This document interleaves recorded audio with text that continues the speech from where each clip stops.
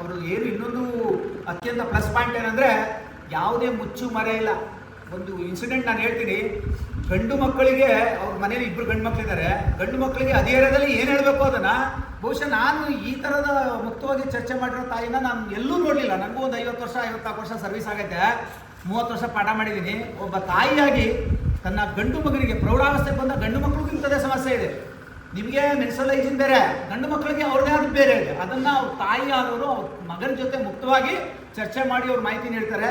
ಹಂಗಂದ ತಕ್ಷಣ ಮಗ ಏನು ಚೇಂಜ್ ಏನೋ ತುಂಬ ಆಳ್ಬಿದ್ದೋದ ಇಂಥ ವಿಷಯನೂ ಕೊಟ್ಟೇ ಇಲ್ಲ. ಆ ಮಗ ಈಗ ಅದೇ ಮಗ ಓದ್ತಾ ಇರೋದು IIT ಭುವನೇಶ್ವರದಲ್ಲಿ. ನಿಮ್ಗೆ ಗೊತ್ತಿದೆ IIT ಅಂದರೆ Indian institute of technology.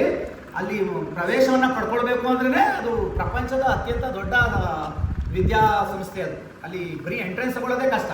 MBBS ಮಾಡೋದು, ಇನ್ನೇನೋ ಮಾಡೋದು, BSc ಮಾಡೋದು ಅದೇ ದೊಡ್ಡ ವಿಚಾರ ಅಲ್ಲ. IIT ಓದೋದಿದೆಯಲ್ಲ ಅದು ಟಾಪ್ ಮೋಸ್ಟ್ ಜಗತ್ತಿನ ಅತ್ಯಂತ ಕ್ಲಿಷ್ಟಕರವಾದ ಸ್ಪರ್ಧಾತ್ಮಕ ಪರೀಕ್ಷೆಯಲ್ಲಿ JEE ಓದು.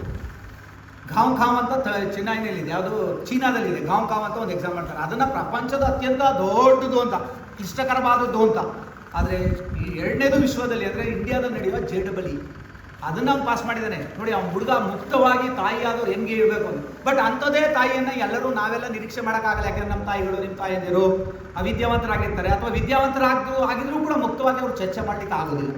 ಸೊ ಈ ಕಾರಣಕ್ಕಾಗಿ ಅವರು ನಿಮ್ಗೆ ಏನೇ ಸಮಸ್ಯೆಯನ್ನು ಮುಕ್ತವಾಗಿ ಚರ್ಚೆ ಮಾಡ್ತಾರೆ. ಅವರು ವೈಜ್ಞಾನಿಕವಾಗಿ ವೈಯಕ್ತಿಕ ಶುಚಿತ್ವ ಬಗ್ಗೆ ಮಾತಾಡಿದ್ರೆ ನನ್ನ ಕಾಳಜಿ ಅದರ ಇನ್ನೊಂದು ಭಾಗ ಏನಿದೆ ಅಂದರೆ, ನಾವು ವೇದಿಕೆ ಮೇಲೆ ಕೂರಿಸಿದ್ವಿ ಮಕ್ಕಳೇ. ವೇದಿಕೆಯಲ್ಲೇ ಕೂರಿಸಿರ್ತಕ್ಕಂಥ ಮೇಡಮ್ ಅವರು ಲಾಸ್ಟಲ್ಲಿ ಇದಾರಲ್ಲ, ಅವರು ನಮ್ಮ ಕಾಲೇಜಿನ 1200 ಹೆಣ್ಣು ಮಕ್ಕಳ ವೈಯಕ್ತಿಕ ಶುಚಿತ್ವವನ್ನು ಕಾಪಾಡಲಿಕ್ಕೆ ಇಂಡೈರೆಕ್ಟ್ ಆಗಿ ನಿಮಗೆ ಶೌಚಾಲಯನ ಕ್ಲೀನ್ ಮಾಡ್ಕೊಳ್ತಾರೆ. ಅವರ ಸೇವೆಯನ್ನು ನಾನು ಎಷ್ಟು ಹೊಗಳಿದ್ರು ನಾವು ಇನ್ನೂ ನಾವೆಂಥ ಹೀನಾಯ ಸ್ಥಿತಿಲಿದ್ದೀವಿ, ಅಥವಾ ನಾವು ಯಾಕೆ ಅವ್ರನ್ನ ಕಡೆಗಣಿಸಿದ್ವಿ, ಇನ್ನೂ ನಾವು ಗ್ಲೌಸ್ ಕೊಡೋಕ್ಕಾಗಿಲ್ಲ. ಅದು ಏನಾದರೂ ಇಂಟರ್ನ್ಯಾಷನಲ್ ಲೆವೆಲಲ್ಲಿ ಗೊತ್ತಾಗ್ಬಿಟ್ರೆ ನಮ್ಗೆ ತೊಗೊಂಡು ಇದು ಮಾಡ್ಬಿಡ್ತಾರೆ.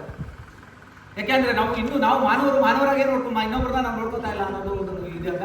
ಈ ಒಂದು ಕಾರ್ಯಕ್ರಮದಲ್ಲಿ ನಾವು ಅವ್ರನ್ನ ಸನ್ಮಾನ ಮಾಡೋದು ನಿಜವಾಗಿ ಈ ಒಂದು ಕಾರ್ಯಕ್ರಮದ ಅತ್ಯಂತ ಹೆಚ್ಚು ಪ್ರಸ್ತುತ ಮೇಡಮ್ದು ಟಾಕು ಅವ್ರನ್ನ ಸನ್ಮಾನ. ಹಾಗಾಗಿ ಇನ್ನೊಂದು ನನ್ನ ವೈಯಕ್ತಿಕ ಹಿತಾಸಕ್ತಿ ಏನಪ್ಪ ಅಂದರೆ, ಮೆನ್ಸ್ಟ್ರಲ್ ಹೈಜೀನ್ ಇವತ್ತು 17,000 ನೋಡಿ, 12.7 ಬಿಲಿಯನ್ ಸ್ಯಾನಿಟರಿ ಪ್ಯಾಡ್ ಒಂದು ವರ್ಷಕ್ಕೆ ಭಾರತದಿಂದ ತ್ಯಾಜ್ಯ ಆಚೆ ಬರ್ತಾ ಇದೆ. 1,13,000 ಟನ್ ವೇಸ್ಟ್ ಬರ್ತದೆ. ಅದನ್ನು ಬೆಂಕಿಲಾಗಿ ಬೇಯಿಸಿದ್ರೆ, ಇನ್ಸಿನೇಟರ್ ಅಂತೆಲ್ಲ ಬಂದಿದೆ, ನಮ್ಮ ಕಾಲೇಜಲ್ಲೂ ಇದೆ. ಅದನ್ನು ಬರ್ನ್ ಮಾಡಿದ್ರೆ ಸುಮಾರು 200 ಮೆಟ್ರಿಕ್ ಟನ್ಗಳಷ್ಟು ಡಯಾಕ್ಸಿನ್ ಅಂತಕ್ಕಂತಹ ರಾಸಾಯನಿಕವನ್ನು ಹೊರ ಹಾಕ್ತಾ ಇದೆ ವಾತಾವರಣಕ್ಕೆ. ಹಾಗಾಗಿ ಇವತ್ತು ಪರಿಸರ ಮಾಲಿನ್ಯ ಆಗ್ತಾ ಇದೆ. ನೋಡಿ, ನಾವು ಮಾಡ್ತಾ ಇರೋದು ಮೆನ್ಸ್ಟ್ರಲ್ ಸೈಕಲ್ ಹೈಜೀನ್ ಬಗ್ಗೆ. ಇದು ಎಲ್ಲಿಂದ ಎತ್ತಣ ಸಂಬಂಧ.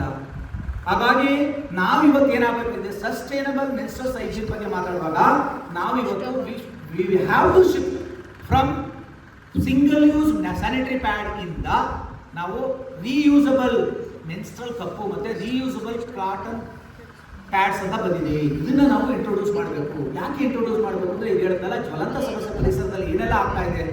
17,000 ಕೋಟಿ ಬಿಸ್ನೆಸ್ ಮಾಡ್ತಾ ಇರ್ತಕ್ಕಂಥ, ದುಡ್ಡು ಮಾಡ್ಕೊಳ್ತಾ ಇರ್ತಕ್ಕಂಥ ಮಲ್ಟಿನ್ಯಾಷನಲ್ ಕಂಪ್ನಿಗಳು ಒಂದು ಕಡೆ, ಏನೂ ನಮಗೆ ಗಂಡಸರಿಗೆ ಸಂಬಂಧವೇ ಇಲ್ಲ, ಅಥವಾ ಏನೋ ನಮ್ಮ ಸಾರ್ವಜನಿಕರಿಗೆ ಏನೂ ಸಂಬಂಧ ಇಲ್ಲದಿರೋದು ಹೆಣ್ಣು ಮಕ್ಕಳ ಈ ಥರ ಅವೈಜ್ಞಾನಿಕವಾಗಿ ಬರ್ನ್ ಮಾಡ್ತಾ ಇರ್ತಕ್ಕಂತಹ ಸ್ಯಾನಿಟರಿ ಪ್ಯಾಡ್ಗಳಿಂದ 200 ಮೆಟ್ರಿಕ್ ಟನ್ಗಳಷ್ಟು ಕಾರ್ಬನ್ ಡೈಆಕ್ಸೈಡು, ಕಾರ್ಬನ್ ಮೊನಾಕ್ಸೈಡು, ಡಯಾಕ್ಸಿನು ಇವು ಕ್ಯಾನ್ಸರ್ ಕಾರಕಗಳಾಗಿವೆ.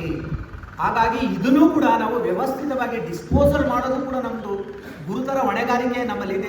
ಟೀಚರ್ಸ್ಗಿದೆ, ಪೇರೆಂಟ್ಸ್ಗಿದೆ, ಮಕ್ಕಳಿಗಿದೆ, ಪ್ರಿನ್ಸಿಪಾಲ್ಗಿದೆ, ಲೆಕ್ಚರರ್ಸ್ಗಿದೆ. ಅದನ್ನು ನಮ್ಮ ಕಾಲೇಜಲ್ಲಿ ಎಲ್ಲರ ಜವಾಬ್ದಾರಿ. ಯಾಕೆಂದರೆ ನಮ್ಮಲ್ಲಿ ಇರೋದೆಲ್ಲ ಹೆಣ್ಮಕ್ಳು, 1,200 ಹೆಣ್ಮಕ್ಳು.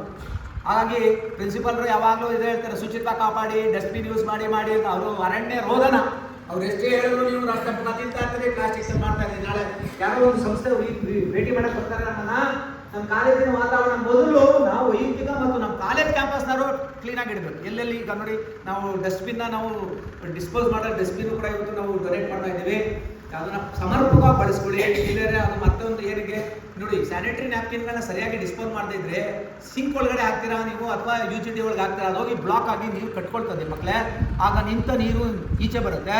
ಅಲ್ಲಿ ಮಲೇರಿಯಾ ಅಥವಾ ಸೊಳ್ಳೆಗಳು, ಎಲಿಫೆಂಟ್ ಯಾವುದು ನಾವು ಹೇಳ್ತಾ ಇದ್ವಿ, ಅನಾಫಿಲಿಸ್ ಮಸ್ಕಿಟೋ, ಎಡಿಸ್ ಈಜಿಪ್ಟೈ ಮಸ್ಕಿಟೋಗಳು ನಿಂತ ನೀರಿನಲ್ಲಿ ಬ್ರೀಡ್ ಮಾಡ್ತವೆ. ಇವತ್ತು ಮೈಸೂರು ಕರ್ನಾಟಕದ ಅತಿ ಹೆಚ್ಚು ಚಿಕನ್ ಗುನ್ಯಾ ಮತ್ತು ಡೆಂಗ್ಯೂ ಫೀವರಿಂದ ಬಳಲ್ತಾ ಇದೆ. ಇವೆಲ್ಲವೂ ನಾವು ಮಾಡ್ತಾ ಇರ್ತಕ್ಕಂಥ, ಎಲ್ಲಿಂದ ಟಾಯ್ಲೆಟಿಂದ ಆಗ್ತಾ ಇರ್ತಕ್ಕಂಥ ವ್ಯವಸ್ಥೆಗಳಿವೆಲ್ಲ.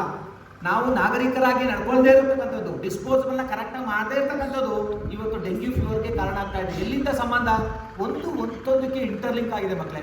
ಹಾಗಾಗಿ ನಾವು ಮುಂದಿನ ಪ್ರಜೆಗಳು, ನೀವು ನಾಳೆ ನಿಮ್ಮ ತಾಯಿಯಂದಿರಿಂದ ನಿಮ್ಗೇನು ಮಾಹಿತಿ ಸಿಗದೇ ಇರ್ಬೋದು, ನಮಗೆ ಅಶೂರೆನ್ಸ್ ಇದೆ ಅಟ್ಲೀಸ್ಟ್ ನೀವು ತಾಯಿಯಂದಿರಾದಾಗ ನಿಮ್ಮ ಹೆಣ್ಮಕ್ಳಿಗೆ ನೀವು ಸರಿಯಾದ ಸಮರ್ಪಕವಾದ ಮಾಹಿತಿಯನ್ನು ನೀಡಬಲ್ಲರಿ ಮತ್ತು ಅದನ್ನು ನೀವು ಸಮರ್ಪಕವಾಗಿ ಈಗಲೇ ಇನ್ಕಲ್ಕೇಟ್ ಮಾಡ್ಕೊಳ್ತೀರಾ ಅಂತ ಒಂದು ಆಶಯದೊಂದಿಗೆ ಈ ಕಾರ್ಯಕ್ರಮ ನಾವು ಹಮ್ಮಿಕೊಂಡಿದ್ದೇವೆ. ಈ ಕಾರ್ಯಕ್ರಮಕ್ಕೆ ಮೈಸೂರು ವಿಶ್ವವಿದ್ಯಾನಿಲಯದ ಜೆನೆಟಿಕ್ಸ್ ಮತ್ತು ಜಿನೋಮಿಕ್ಸ್ ವಿಭಾಗದ ಚೇರ್ಪರ್ಸನ್ ಅವರು ಅತ್ಯಂತ ಯಂಗ್ ವಯಸ್ಸಿಗೆ 22 ವರ್ಷಕ್ಕೆ ಅವರು ಲೆಕ್ಚರ್ ಆಗ್ತಾರೆ. ಯೂನಿವರ್ಸಿಟಿ ಲೆವೆಲ್ಗೆ, ಕಾಲೇಜ್ಗಲ್ಲ, ಯೂನಿವರ್ಸಿಟಿ ಅಂದರೆ ಪೋಸ್ಟ್ ಗ್ರಾಜ್ಯುಯೇಷನ್ ಲೆವೆಲ್ಗೆ ಪಾಠ ಮಾಡೋಕ್ಕೆ ಅವರು ಸೆಲೆಕ್ಟ್ ಆಗ್ತಾರೆ. ಅವರು ವಿಶ್ವದ ಅನೇಕ ರಾಷ್ಟ್ರಗಳಲ್ಲಿ ಟಾಪ್ ಕೊಟ್ಟಿದ್ದಾರೆ, ಇಂಟರ್ನ್ಯಾಷನಲ್ ಕಾನ್ಫರೆನ್ಸ್ ಮಾಡ್ತಾರೆ.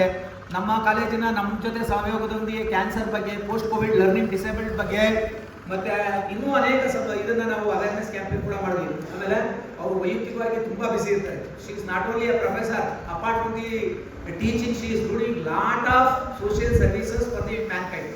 ಹಾಗಾಗಿ ಅವರು ತಮ್ಮ ಬಿಡುವಿನ ಸಮಯದಲ್ಲಿ ಬಿಡುವಿಲ್ಲದ ಸಂದರ್ಭದಲ್ಲಿ ಬಿಡುವು ಮಾಡಿಕೊಂಡು ನಮ್ಮ ಕಾಲೇಜಿಗೆ ಬಂದಿದ್ದಾರೆ. ಅವರಿಗೆ ವೈಯಕ್ತಿಕವಾಗಿ ನಿಮ್ಮೆಲ್ಲರ ಪರವಾಗಿ ಸ್ವಾಗತ ಮತ್ತು ಇದೇ ಸಂದರ್ಭದ ಧನ್ಯವಾದ. ಯಾಕೆಂದರೆ ಈ ಕಾರ್ಯಕ್ರಮ ಮುಗಿದ ನಂತರ ನಾವು 1200 ಮಕ್ಕಳು ಏನು ಮಾಡಿದರು, ಸೈನ್ಸ್ ಆದರೆ ನೀವು ಯಾರೋ ಅವ್ರು ಹೇಳ್ಕೊಳ್ತೀರಾ, ಆರ್ಟ್ಸ್ ಮಕ್ಕಳಿಗೆ ಇದ್ರ ಮಾಹಿತಿ ಇಲ್ಲ, ಹಾಗಾಗಿ ಅವ್ರಿಗೂ ತಿಳಿಸ್ಬೇಕು ಅಂತ ನಮ್ಮ ಸಹೋದ್ಯೋಗಿ ಮಿತ್ರರು ತಮ್ಮ ಅವ್ರ ಕಳಕಳಿ ನೋಡಿ ಎಷ್ಟು ಅವರು ನಿಮ್ಮ ಬಗ್ಗೆ ಯೋಚನೆ ಮಾಡ್ತಾರೆ.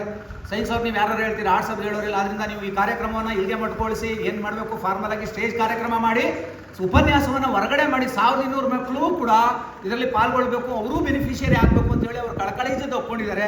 ಹಾಗಾಗಿ ಇಲ್ಲಿ ಪ್ರಾಸ್ತಾವಿಕವಾಗಿ ಮಾತಾಡ್ತೀವಿ, ಸೆಮಿನಾರ್ ಎಲ್ಲ ಅವ್ರು ಏನು ವೈಜ್ಞಾನಿಕ ಮಾಹಿತಿ ಮೇಡಮ್ ಕೊಡ್ತಾರೆ. ಅದಲ್ಲದೆ ಕಾಲೇಜ್ ಪ್ರಾಚಾರ್ಯರು ಕೂಡ ಅರ್ಜೆಂಟಾಗಿ ಹೋಗಬೇಕಾಗಿರೋದ್ರಿಂದ ಅವ್ರಿಗೂ ಅವರು ಮುಖ್ಯ ಅತಿಥಿಗಳು ಮತ್ತು ಈ ಕಾರ್ಯಕ್ರಮದ ಮುಖ್ಯ ಅವ್ರನ್ನ ನಾವು ಸನ್ಮಾನ ಕಾರ್ಯಕ್ರಮವನ್ನು ಈಗಲೇ ಹಮ್ಮಿಕೊಂಡ್ಬಿಡ್ತೀವಿ. ಅದು ಸ್ವಲ್ಪ ಕಾರ್ಯಕ್ರಮದಲ್ಲಿ ವ್ಯತ್ಯಾಸ ಇದೆ. ಹಾಗಾಗಿ ಈ ಒಂದು ಅವಕಾಶಕ್ಕೆ ಮತ್ತು ಈ ಕಾರ್ಯಕ್ರಮಕ್ಕೆ ಅಲ್ಲಿ